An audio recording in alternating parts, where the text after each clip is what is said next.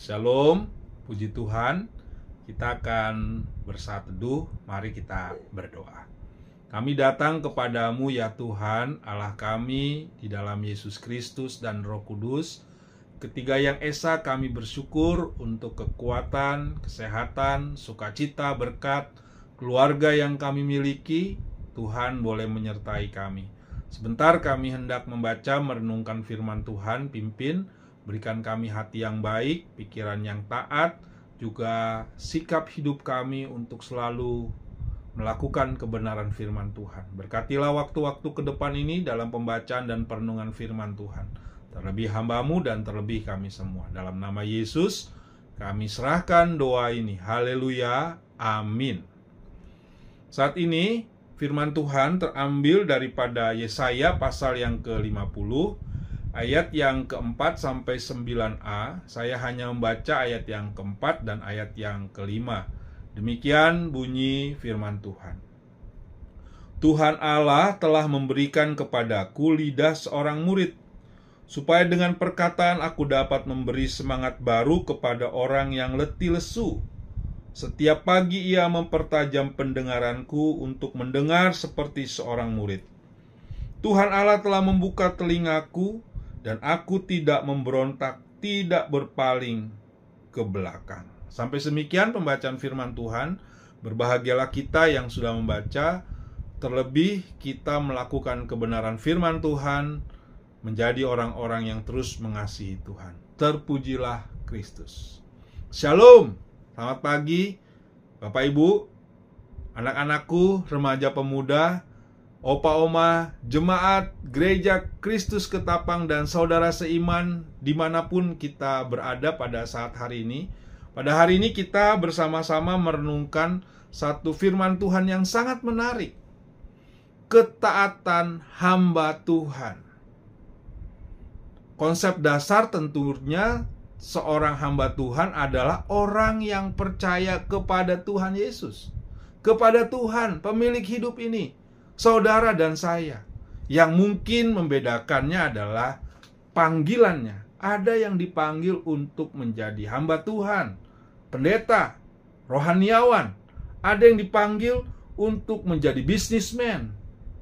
Ada yang dipanggil untuk menjadi pengusaha.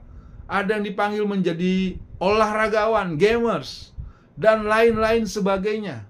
Mereka semua itu adalah hamba Tuhan. Hamba yang harus taat kepada Dia. Nah, pada hari ini kita mau belajar dari Nabi Yesaya yang mau menggambarkan ketaatan hamba Tuhan. Bagaimana ketaatan itu digambarkan?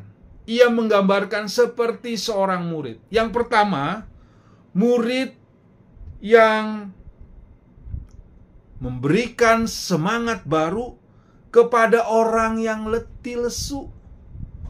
Karena Tuhan telah memberikan kepadanya lidah seorang murid, sehingga seorang murid harus memberikan semangat kepada orang yang letih lesu.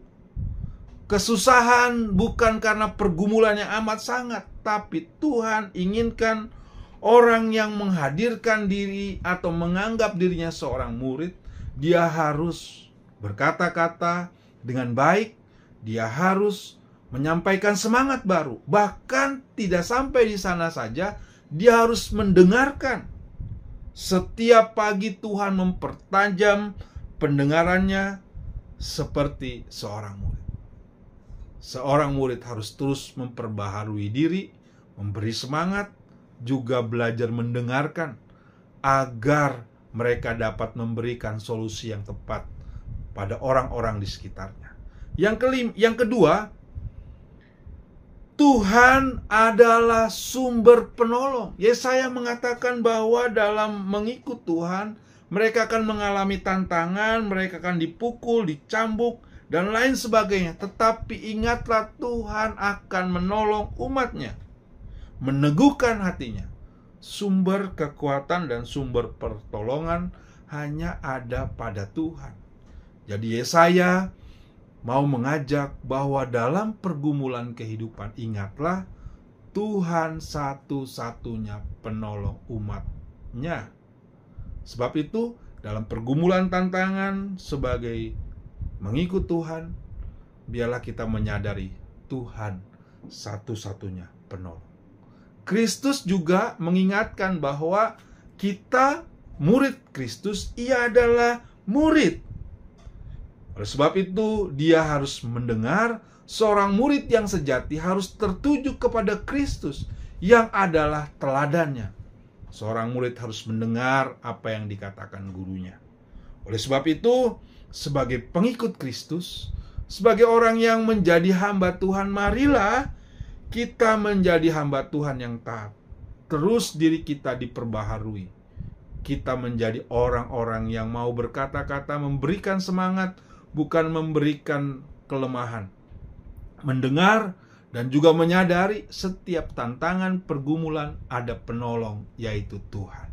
Oleh sebab itu, dalam mempersiapkan Jumat Agung, Paskah, marilah kita juga menyadari kita ini murid yang terus diperbaharui, yang terus diperlengkapi untuk melihat bahwa tangan Tuhan tidak pernah meninggalkan kita. Terus mari kita memperbaharui hidup kita, mengikut Dia, mengasihi Dia lebih sungguh lagi, karena Tuhanlah yang patut dimuliakan.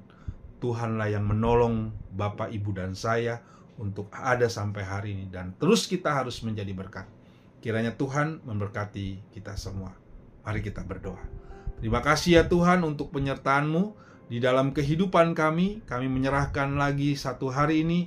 Biarlah Tuhan memberkati, melindungi, menjaga kami, menjaga seluruh keluarga kami, istri, suami, anak-anak, usaha yang kami lakukan, apapun yang kami kerjakan pada hari ini, kami hanya minta Tuhan memberkati dan melindungi kami. Hanya dalam nama Yesus, inilah doa kami. Haleluya.